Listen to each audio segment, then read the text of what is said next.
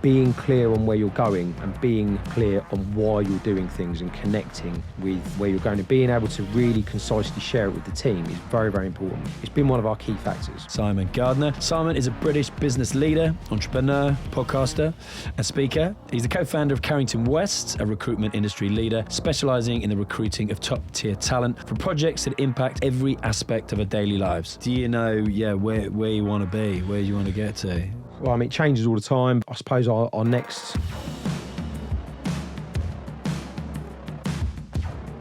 Starting out, finding out what your vision was when you were younger, did you have any idea of where you wanted to be? Or were you one of these kids who just kind of went where life took them at the time? Yeah, a bit of both, really. I mean, I remember, it depends how far back you want to go, but I remember when I was 8, 9, 10, that sort of time, I was either playing football in the street or thinking about small ways to make money. Right. Trading, the early Premier League football stickers, that sort of thing. Me and my mate, whose dad owned the sort of corner... Panini, that's it. I remember them. I had a mate whose dad owned the corner shop at the end of the road, and we used to, come up with harebrained ideas about, various things. And then the following Saturday it was something completely different. So I think that entrepreneurial spirit's always been there. But very much sort of guilty at school and college of just falling into, kind of what everyone else does, I suppose. And I ended up going to uni just through real sort of, lack of kind of thought about any kind of future vision of myself. And I think, that's kind of what I talk quite a bit about on my social media and in my newsletters, things like that, whereas, it's very, very common for people to get 5 years, 10 years, 30 years into their post-school lives, if you like, and haven't ever really sat down and honestly thought truly about what they want to intentionally become or produce or do, 5 to 10 years in the future. Yeah. So, that was a really late thing for me. That was, probably 26, 27. Up until that point, it was college. I knew I had an interest in business. My actual college was about 20 miles away from where I lived, my sixth form, so I didn't make it every day. I remember turning up one day and I walked in halfway through the lesson, and they had my answer to a sort of mock exam, if you like, on the overhead projector. Okay. So, I knew that I had something there. And it did really interest me. We used to learn about the Japanese just-in-time method and all this sort of systems and processes, the way to improve things and to generate revenue systematically really interests me. And so I went to uni and then after that went traveling. And it was really only when me and my friends went traveling that I actually picked up, I think it was in like Sydney Airport or whatever, Richard Branson's autobiography. It's quite a chunky one. Yeah, it is. I've got it. Yeah, that's it. And I read that, and that went around my mates. And then before the end of the trip, I read it again, and that kind of sparked in me. Right, this is a journey from, that was the first sort of pre-social media way to really dive into someone's journey and how it can start very, very small and end up almost completely different from the original intention. And so from there, you're really going to the history there, aren't we? So from there... What did you do at uni, Simon, then? What did you... Business. Okay, business. so it's not anything specific with recruitment, like me, general. So, okay. So after travelling, I came back, and the university had a sort of, employment outreach, kind of recruitment office or whatever. And I walked in there and I just said, look, my intention was to set up a business. I wanted to do something in men's clothing, online retailing. So my idea was for 2 years, I was going to earn as much money as humanly possible in 2 years, get some working capital together, stay at home, save up, launch something online sort of thing. So I walked in with this idea. Obviously, I didn't say I was going to be there for 2 years, but I said, look, I just want to make as much money as possible early. And they said, right, well, that's a commission-based thing. So that's sales. Right, okay. I said, right, so what's the highest commission thing you've got? They said, well, it's probably the most toughest sales role we can have. I was like, that's fine. And it was recruitment. So They then matched me up with this large PLC company, 10 miles down the road. Following Wednesday, got the job. And, actually, no kid leaves school saying, I want to be a recruitment consultant. It's very much something that we all fall into. Right. And you either leave within 6 to 12 months because it's very, very tough, or you stick it out if you've got natural personal traits that obviously seems to succeed. And, I did. I was there for 3.5 years. And by year 2, I was getting paid a very good sum of money for 2009 and 10 as a 25-year-old, 26-year-old. It was more than my parents had retired on after 2 years in postgraduate work. So my drive, my hunger to set up a business, it started to fall by the wayside. And I was keen to develop in this career. And then the 2008, 2009 recession happened. And so we were being forced to essentially move internally and, forego all the commission that we built up and things. So myself and a colleague at the time just said, look, if we're asked to be to start again in a company where we don't necessarily believe in the long-term vision and the working environment, why don't we really start again? And the original intention about setting up a business and what I've been doing for the last 3 years kind of married up, and it was a recruitment company that we set up. So, was that your co-founder? James, that's right. James at the time. Yeah. So, okay. So James and I set up January 2011, and quite quickly after we were joined by 2 other partners, Alex Kerr, Nick Rowe. And it's really, when they joined is kind of when Carrington West in my mind was born. If you're enjoying this podcast, can I ask you to do one thing for me? That is to hit the subscribe button. On average, we have just 10% of people who listen to this podcast actually subscribe to it. If you subscribe to it, not only will you be the first person to be notified as soon as any brand new content goes live, it also means that we can go out and get even better guests for the show for you to enjoy. So just take 15 seconds of your time just to hit that subscribe button, and I'll be eternally grateful. Thank you very much. Tell me about the starting out in your garage. Was it? Yeah, so it was in my brother's garage. In your brother's garage? It garage. was my brother's garage.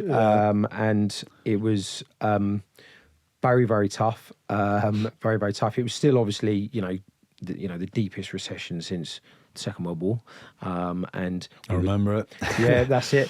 And we were told it was a crazy time to set up a recruitment company. It was even crazier to set up a contract recruitment company, which takes far longer to get off the ground. Most recruitment companies are set up to service permanent hires, which are much more, the perm guys at my work will shoot me for this, but it's a much more simple way to get started. So we set up a contract recruitment company in a recession against all advice. And we told my brother, we'll be here for 6 weeks, just in your spare room, in the converted garage down the bottom of his driveway. And we were there for 14 months. And it was really, really tough. We literally started with 2 temporary fold-out tables. We had our old slow laptops, 2 mobile phones, and in the winter months, of which we saw two winters there. We left in the mid-February 2012.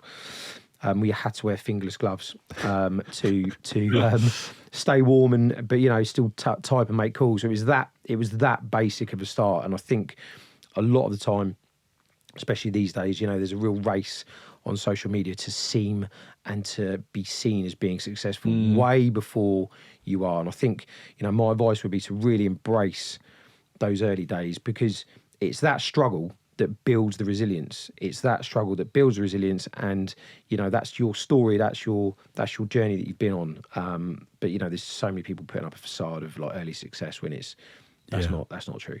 No, absolutely. I remember when I was working at Virgin Startup and other richest companies, and people were applying for startup loans, and then literally a couple of months later, you'd see like blacked out Range Rover with a personalised number plate, and you're like, I can see exactly where that, brand new MacBook, brand new iPhone, and you're just like, you don't need that to get going, guys. No, exactly. But it also, I'm a big one on environment, and if you're flooding your environment with luxury products, all of a sudden, subconsciously, your drive and your hunger is starting to dip, and you've got those things on tick. Let's face it, So we forego any kind of luxury for a long time, and I was still driving around in a £250 Citroen Saxo when we had 7 or 8 staff. So that's what it takes. And these days it's obviously different, but we're talking 13 years later, and it takes, people need to wrap their head around how long this sort of thing takes. Again, online you see, do this in 90 days, do this in 3 months, and it's 10 years. It's a minimum 10 years, and you want it to take 10 years, because if it doesn't take 10 years, you haven't built the skills or the resilience or that kind of skill thermostat to be able to maintain what's going on. You don't want to be that lottery winner that it comes and goes really quickly. You need to mature on that journey. You need it to take that length of time. And was Carrington West your first business, essentially, your first business venture? Pretty much, yeah. Pretty much. There was a kind of lettings website at uni that was just like essentially a hobby that I thought I was going to tackle Rightmove with no budget, which obviously didn't work. Yeah. But again, I think a lot of people are scared to try, and those early sort of dabblings with complete fantasy kind of outcomes actually built.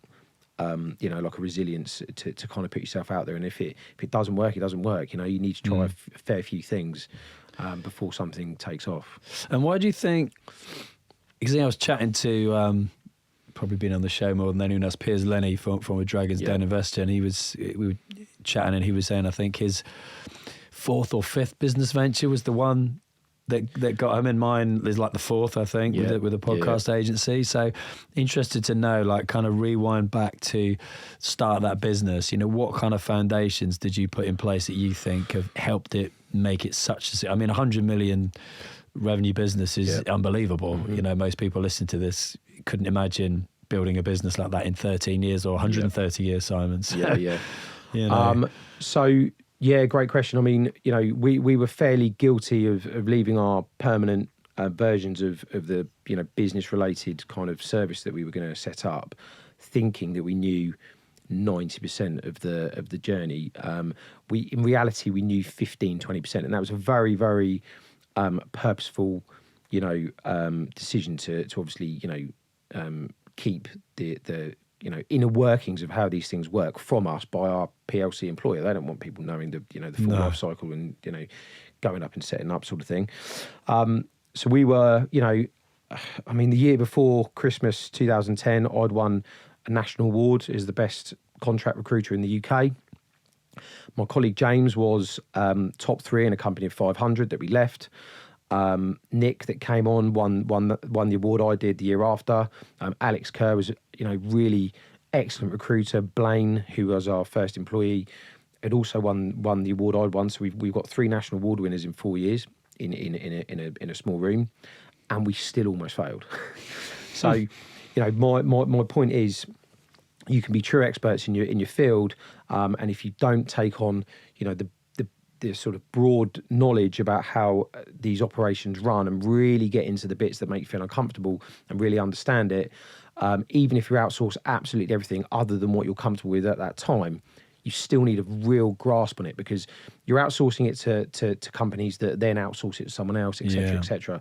So you need to have a really tight grip on the things in the early days, because that can that can see you come unstuck. And when you said you nearly failed, tell us a little bit about in the early years. In the early years.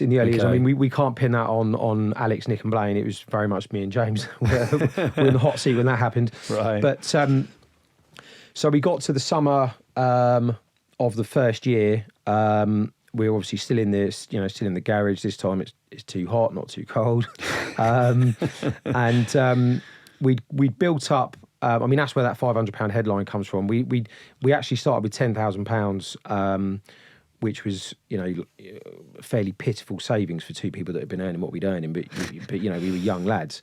But that £500 headline, which I think from the Daily Express or something, right? That was the first amount of money that we were about to pay ourselves monthly. Got it. So that we built that up for 6 months to the June. So we thought we'd be paid after about 6 weeks. You know, we're gonna be doing 10K months after 6 weeks.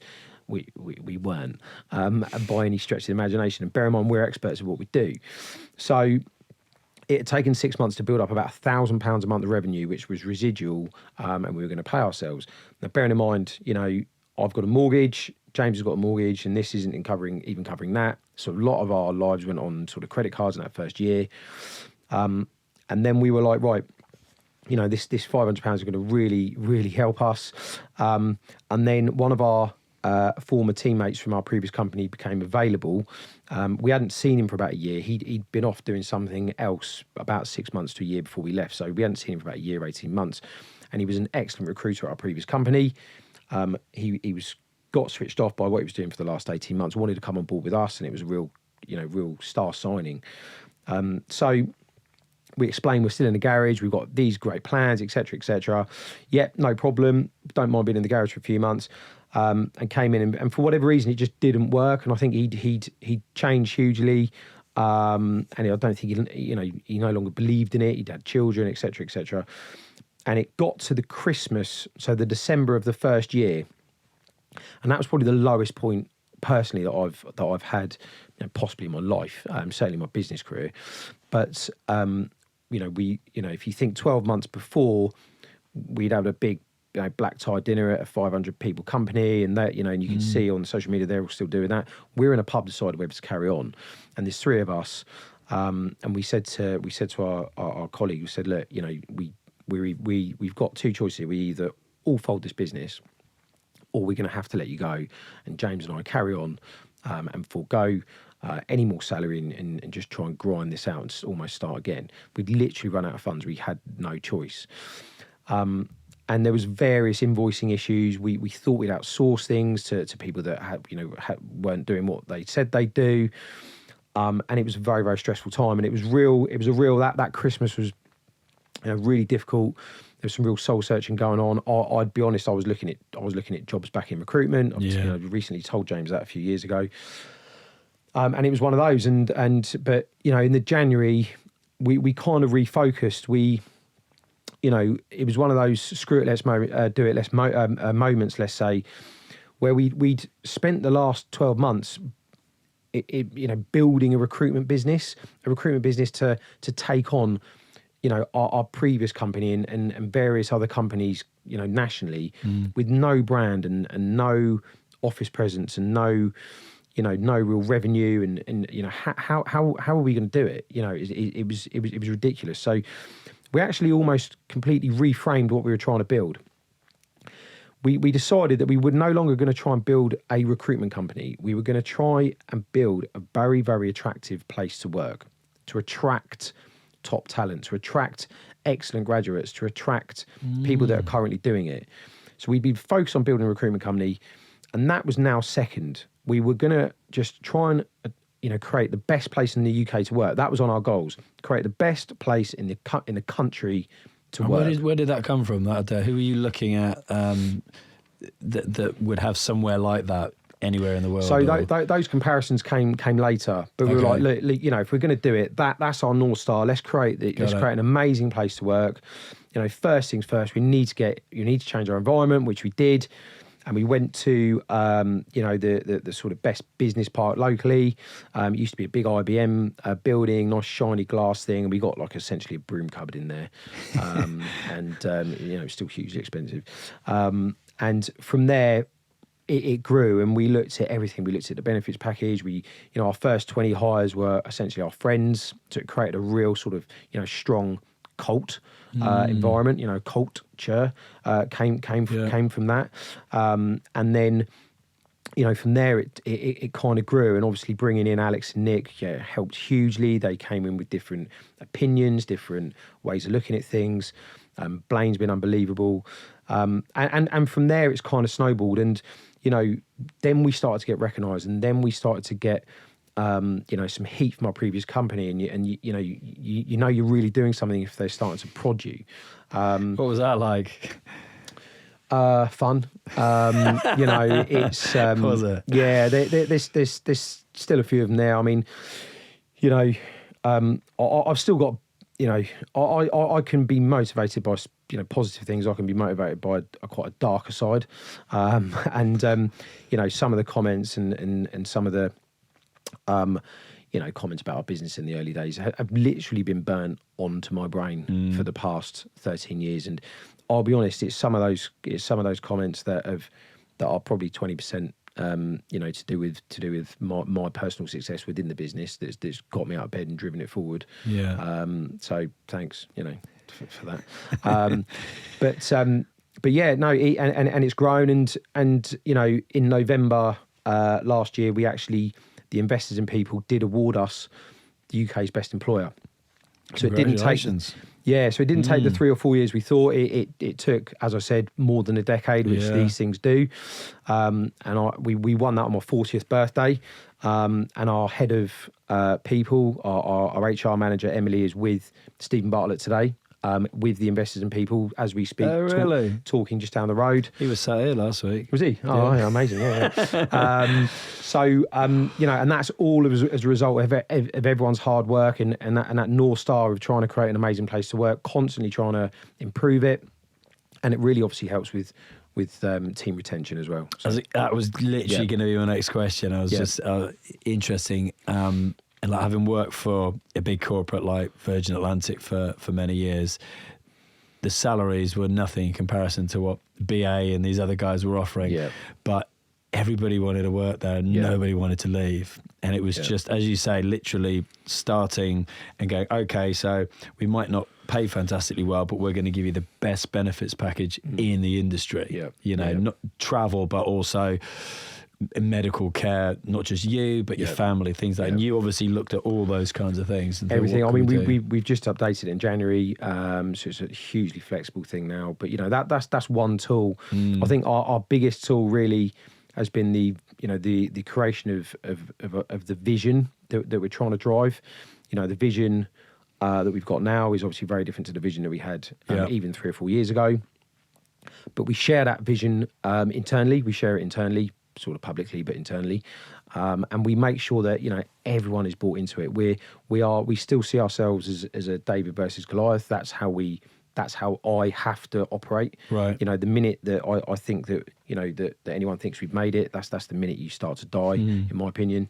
We're 110 people, but we're not 500 people, and we're not impacting and helping thousands of candidates a month. It's in the hundreds. So there's always room to grow. There's always room to get there.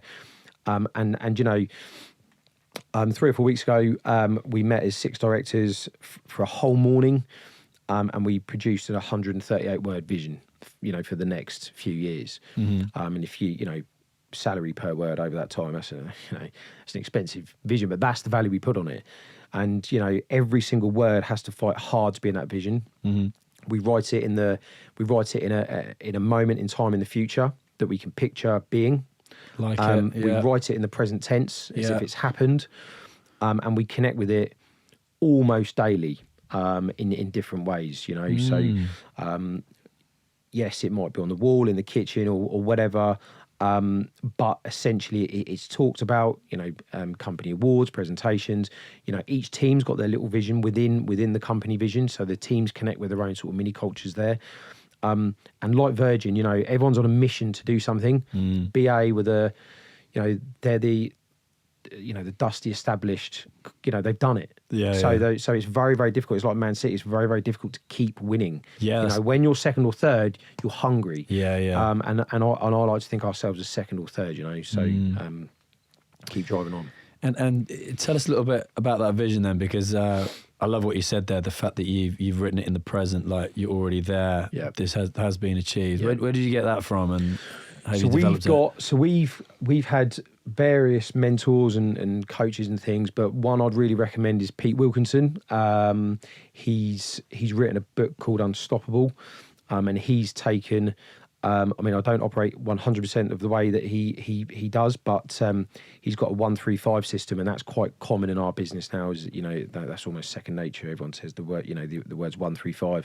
It's one single vision, 3 key areas that drive towards that vision, and then 5 goals under each key area. Yeah. And that's all in his book. But I've taken how he writes that vision and put it into my own framework. Right. And yeah, it being clear on where you're going, and being clear on why you're doing things and connecting with where you're going, and being able to really concisely share it with the team is very, very important. It's been one of our key factors. Okay. Yeah.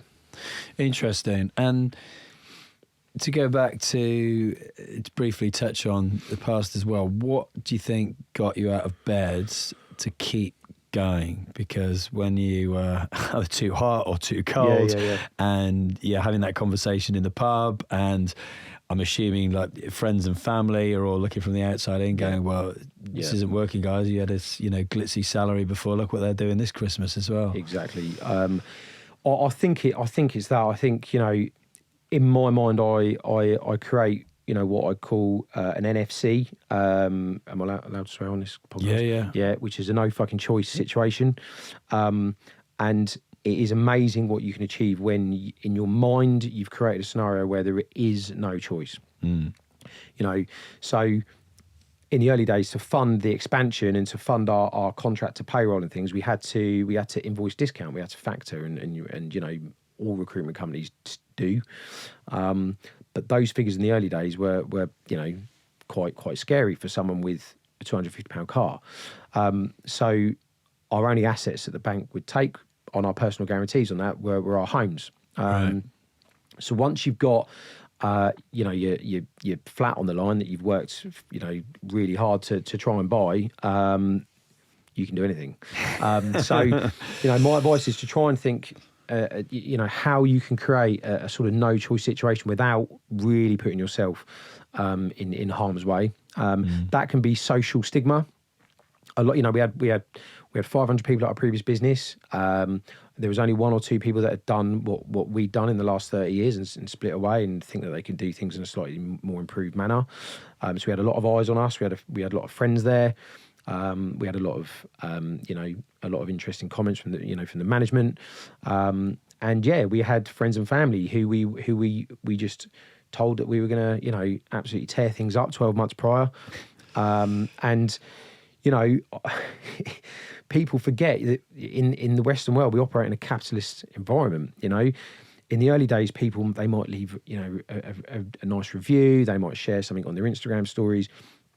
That is 0.001%, of your support network. Yeah. The vast majority of people out there don't want to see you win. That's capitalism. So it becomes a real shock that once you move out of your sort of social bubble where everyone's cheerleading you, no one else wants you to win. No. So it's really difficult. So you need to, sometimes it's a case of toughening up, and I mean, as I said, personally, I'm driven by a much darker, way to try and prove people wrong. Essentially, that's what I've always done. Okay. Clearly, the last, say, 10 years or so since that initial setback couldn't have been plain sailing. No. Yeah. What are some of the biggest challenges that you faced in that time? Because then once you've gotten over that initial, tough place that you were in, and then you start building, you start growing the team, you start actually bringing some revenue in, but nothing lasts forever, and you're going to hit a roadblock. Yeah. What kind of roadblocks did you guys hit? Yeah, so we've had many. We've had some bad debts. We've had clients, going to administration. Obviously, we had the the pandemic. And obviously, I don't want to bore people with with what we did during the pandemic, but I think there's a good lesson there. Most of our competitors were mass furloughing their teams, which they were entitled to do. We decided not to. So we only furloughed. I think we had 60 people at the time, and we furloughed a handful, and that was usually single parents or people that just literally couldn't operate from home, or parts of the business, whatever that didn't need to operate. but we kept everyone fully engaged, fully paid, and motoring on. And that was a really tough 6 months. You had brand new consultants that, had hardly had any training face to face with, now in their parents' spare bedroom trying to learn it remotely. It was almost impossible. But some of our emerging markets had teams of 15 or 20 people. We've got a team of 3 trying to take on 15 or 20 people, and a lot of recruitment is outbound daily activity. You can imagine every day that we're playing against 20 people over here and we've got 3, we're losing ground by definition. So, it took some persuasion, especially, from James to certainly me and to some of the other guys, because it was a calculated risk. And, our finance director was bringing up spreadsheets, on Zoom, and I'm not a financial guru, but I know that, green or black is good and red's bad. Yeah. And you can see it goes quite red. But if they stand all their team down and we've got 3 or 4 here and they're going, all of a sudden we're gaining ground. And that is once in a generation opportunity to gain ground on a team that stood down. All of a sudden you're playing on the pitch, they haven't got a goalkeeper. So it was a different take on it. And we actually grew by 7% during the pandemic, which is crazy because most recruitment companies were halving, and out of that we were like an arrow that was drawn back. We worked on we weren't overrun with vacancies to work for sure. So we upskilled the team. We worked on our remote training. We brought in an online training facility with video, which won us the Investors and People UK best training platform. The previous winners of that were Lloyds Bank. We really looked at every facet of the business, whereas everyone else took a bounce back loan and went out and bought a jet ski. We and then so once the ramp up, we flew with that market and we rode that wave, and we're in different times now, but the lessons we learned from observing what everyone else was just seemed to be doing, and just and not being reckless, but slightly changing tacks has meant that we've doubled since that time. Have you really? Yeah, we've doubled. Wow. Yeah.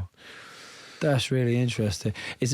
It's funny, like when you said buy a jet ski, and one of the other things I thought of was like, learn to play the guitar, buy a guitar. Because I was interviewing the CEO of Fender, and during the pandemic they went from 400 million to $1 billion. Wow. Yeah.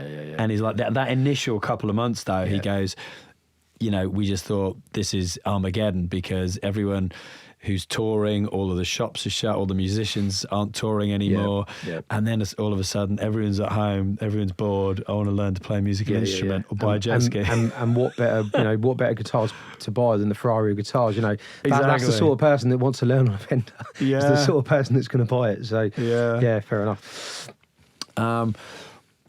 Well, I love that story of what you did at that time, because I remember thinking at the time, literally like all of our clients for the podcast agency just furloughed everybody, and there wasn't even anyone to have a conversation with about marketing their podcast. You can understand that a podcast is going to go, way down in the list of priorities. It was like in the last recession, Virgin Atlantic, they got rid of all the beauty therapists. My wife was one of the 300 they got rid of, because it was like we could still fly an airplane from A to B. You don't need a massage or a manicure or a facial to be able to do that. But I love the fact that you took the time and you thought, that analogy of you're prepared to do what the competition isn't doing. What's everyone else doing? Well, they're at home. What can we do and get better? Yeah, exactly. We can upskill the team. I love that. Yeah. It was like chatting to Eugene Amadadzi before, the sprinter I was telling you about, and he said, the first time he got an injured his hamstring, and he was like, he said, I threw all the toys out of my pram. I was like raging. I was like eating all the wrong foods. I was really pissed off. Then he thought, I actually could use this opportunity that I'm going to be out for 3 or 4 months to get better. So I'm going to be the best sleeper. I'm going to be the best recovery. I'm going to be the best at nutrition, so that when I came back 4 months later, I was actually further ahead of the curve than the rest of my competition. They were all just still treading water. Yeah, exactly. But it's also, it's the building of the habit of better sleep. Yes. And it's the, you can always control. There's 5 or 6 things that you can always control. And what I've really learned since having children actually, is that momentum is not something that's caught. It's not an external factor. I always used to think it was, I was waiting for that sort of push of motivation. Yeah. It comes from within, and you can create it. And for me, it's no alcohol. I go months without alcohol sometimes. He says going on a stag do to Belgium tomorrow at 6 a.m. Good luck. But yeah, exactly. How can I get out of it? It's no alcohol. It's getting to bed early, and it's exactly that. You can control the controllables, and from there the momentum builds if you've got that strong vision that you're driving towards. Yeah, agreed. And it's doing those small actions every day that actually build to momentum. Yeah. You can't just start from ground zero and expect that rock to keep rolling in your direction, Exactly can you? that, yeah. Okay, and then. What do you think is interesting, because you had that original vision, you reframed that vision. So how important is it on being crystal clear in that vision, having just gone through that exercise again by the sounds of things as well? Yeah, so I think someone starting out, Yeah, I think, it's funny if you're on a 10-year journey, which I think people should frame, if you're in the first couple of years and you're looking and you're wondering why it's not happening yet, it is happening. You're just 20% down the road, So your first vision or your first set of goals that you write, you'll look back and you'll laugh, And some I've still got our sort of first goals that we wrote in the first few days of being in that garage, and they are laughable. But I keep them there because at the time they were lofty. So it will never end up, they'll either seem ridiculously small, or you just won't end up on that same path. But it's the first few steps of a journey. But I think being as specific as you can with the knowledge you've got at that time, and not being too scared to think much bigger than you currently are. I truly believe, if you're looking to grow revenue to $1 million, look to grow it to 5, and you might get to 1.6 a lot quicker than you would have done. Human beings have got a way of kind of, most of us, me included sometimes, have got a way of just, saying that'll do about 75% of what we're looking to do. Yeah. So just make it bigger. The Magic of Thinking Big, great book. It's coming up 70 years old now, or whatever, and it's that changed my life. That's well worth reading or listening to if people want to. And it's a case of being as specific as you can. I like to pick future events. Annually we have a big team Christmas party, and it's I pick Christmas parties. I know the venue it's going to be in, and I can picture walking in, looking back at the year I've had, and am I going to be pleased with myself and looking to grow further, or am I going to walk in there and not really enjoy it? Yeah. And you can look down, you can see who you're with, you can picture the conversations you're going to have, and it's about being a bit Marty McFly about it. You need to execute in the day. You need to be very, very clear on what you need to do that day, and when you're all in, you're all in. But 75% really is in the present moment and execution, and there's at least 20% of going back to the future, if that makes sense. So you need at some point during that day, or at least that week, to be connecting with the future vision, but not too much of that. You're not executing here. Too much of this, you're a hamster in a wheel. Yeah. And the remaining sort of 5% or whatever is glancing back. Don't spend too much time looking back, but you need to see how far you've come. Because it's the pat on the back that we all need sometimes, especially when you're feeling a bit low. Yeah. But also you need to look back for lessons that you've learned to try and tweak going forward in that daily execution. So that's kind of the ratios where I try and keep myself. But it's about flitting between the future and the present. Yeah, interesting. I like that. I haven't heard it framed like that before. Do you think, or can you pinpoint any key turning points over the last 13 years? I think changing our environment each time has been a big push. Interestingly, yeah. That so we've had 5 or 6 versions of our office, and I know we're dinosaurs now for our large office. I know that from quite a few of our competitors, but we did expand our office in January.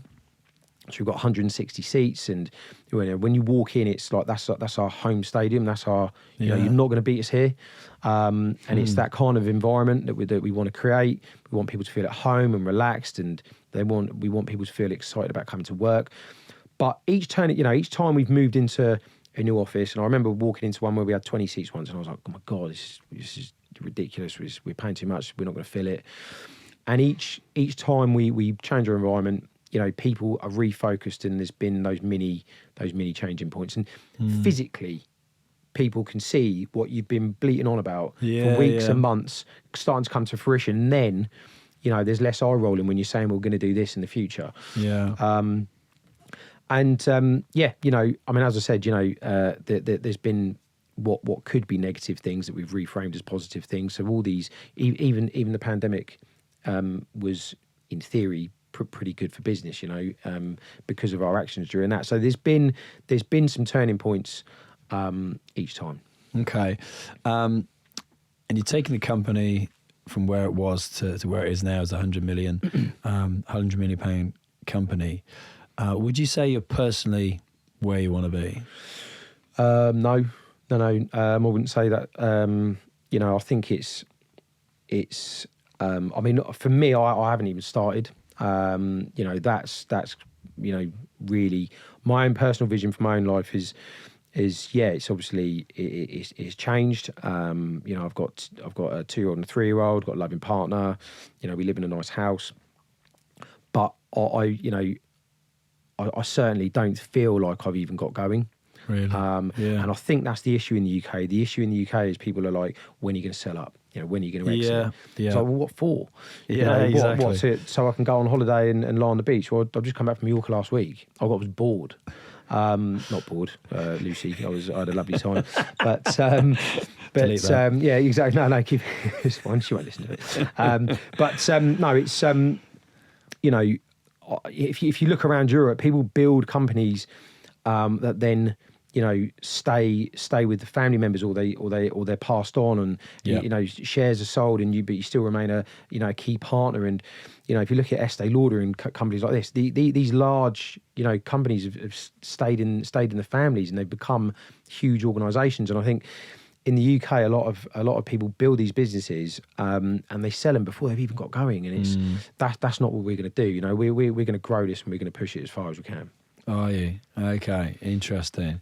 So do you know where you want to be? Where do you want to get to with that vision? It changes all the time, but I suppose our next, from 1 to 10 took a number of years. In terms of headcount, 60 to 100 it seems like the blink of an eye. So we want to get our business to 200 people business.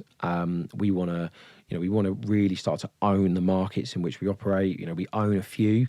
I think our brand's strong, and we want to create careers for our people. We want to affect the community in which we're in, which is in Portsmouth. It's a working class town, and they've taken away various. They've taken the shipbuilding away. They've done various things. It's a town that's been regenerated somewhat, but I think if there was more companies like us in towns like that around the country, the UK would be a very different place. My role in recruitment has taken me to every small town and city in the country, and I've been all over. I won't name the ones because it might seem that I'm talking down on them, but outside of the your Londons and even your main northern hubs, Liverpool, Manchester, Sheffield, most small towns in the UK are not good. They're struggling, and I think by my next me 2.0 is trying to give as much of the information that we've learned away as possible. Yes. I'm as active as I can be on Instagram. I've got a website. I've produced lots and lots of content for the local university, and I've been giving talks to try and upskill those people, the university that I used to go to. And I thought, how can I get this information to people that can't afford 10 grand a year to go to uni, minimum course fees? So I've been looking at, the Level Out, Level Up program, as you mentioned. Yes. That is very much at, the young adults that seem a bit lost. But there's a whole plethora of people in the middle that, I mean, I read a stat the other day: 64% of the UK, the employed members of the UK workforce want to start their own company. They just don't, either haven't got, something's lacking, isn't it? It's either motivation, drive, confidence, finance, whatever.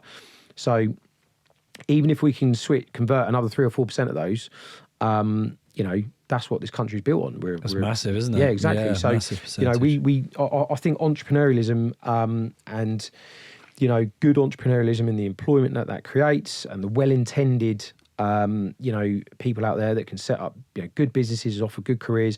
That's how we're gonna get out of this mess, I think. Interesting. Okay. No, I was really interested having a read about that program, and who is affected, like those people who literally they might have these dreams, but they can't envisage how they're going to get there because they're, I don't know, in some kind of purgatory where it comes to their lives. Yeah. And we've all been in that. We know exactly what that feels like. Yeah, no, likewise, going back, absolutely. Thinking back when, the last recession, I took voluntary redundancy, and then it's like, what do you do next? Yeah. And that year's salary never lasts a year that they give you either. No, you still spend it at the same rate, don't you? So to finish up, Simon, then kind of a natural point there. What piece of advice would you give to somebody to help them get from where they are to where they want to be? And that can be, you've given a couple of really good book recommendations. Yeah. It could be a quote. It could be something physical, some personal advice. What would you say? Yeah. So I'm going to give a third book, and it is a Dan Martell book. Mm-hmm. And my business mentor, Shah Wasmond. So, when she recommends me a book, it's one of her mates had written it. So she went, my mate's written a New York bestseller, you should read it. So I was like, fair enough. But I think that is an excellent book. It's called Buy Back Your Time. And it's really for people that are, and it's so scalable, which is why I'm suggesting it. So if you've just started and you've got maybe one or two, a team of 1 or 2 people, or you're, like a solopreneur and you're looking to grow, it really gives you a blueprint for how to start to step back at each step of the way and essentially get out of your own way. And, if you've got 50 people at work, I read it about 2-3 months ago. I'm going to read it again before the year's out. It offers you advice about how to create, online video playbooks so that you can induct people into your business. Everyone can sing off the same hymn sheet. It talks about delegation, vision setting, scheduling, and it really would help people just stuck about how they're too involved in certain areas of their business or their life, when really they should be offering that attention to other people. And I think it's a superb book, and I think if you as I said, it works for the person with 1 or 2, and it works for the people with 100. Great. So it's a really scalable book, and I'd suggest reading that. Like it. I haven't read it myself. I know who he is, so I'll read that one. Yeah, for sure. Yeah. Get it. Brilliant. Well, look, Simon Gardiner, thank you very much indeed for being a guest. Thank you. Thanks for watching this episode of Screw It, Just Do It. Let me know what you thought of it in the comments below this video, as this episode helped move you closer to where you want to be. All that I ask is that if you enjoyed this episode and then it's moved you closer to getting to where you want to be, that you share this episode so that it helps one other person do just the same. Just ask yourself what small action will move you forward to get you from where you are, and screw it and just do it. Until next time.